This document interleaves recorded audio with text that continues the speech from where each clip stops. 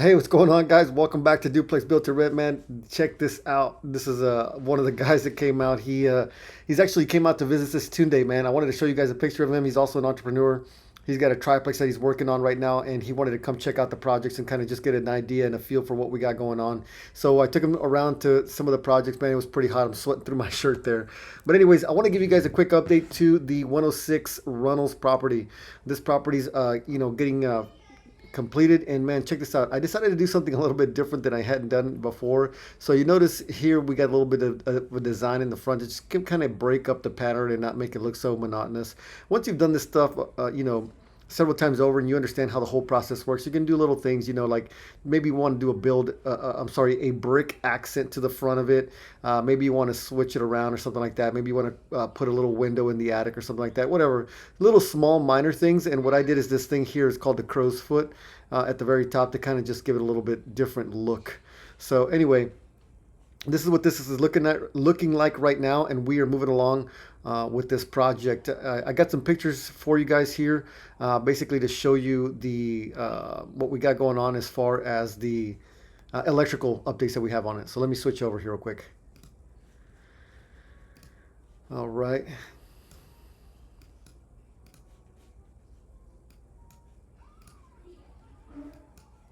All right, so here we are at the 106 Reynolds property, and we are coming in, trying to move on it. It's kind of a little bit of a ditch there. I got to kind of jump over some stuff there. So anyways, here we go inside of it, and it is looking good, man. So we got the kitchen here. We have a lot of little updates. The electric boxes, the plugs and the switches and all that stuff are starting to go in. This is pretty standard stuff, right? In the kitchen, you have to have the GFIs. And all that means is that each individual unit needs to be on its own breaker system. So that way, if any one of those things gets overloaded, basically, the whole kitchen doesn't go down. So we're getting a lot of this stuff done, man, and it is looking good. So as you can see here, and this is something I keep repeating, but I think it's important for everybody to know and understand, is that these guys here, the contractors for the electrical, the contractors for the framing, are all doing all this work right now, and they are essentially compromising the structural integrity of the property. And I know that sounds crazy, right? How can one of these guys be compromising the structural integrity? Well, it's very simple, actually. If you take a look at it, they make a bunch of holes into the 2x4s. You see how they're making holes in there so that the wires can go through there? That is technically compromising the structural integrity.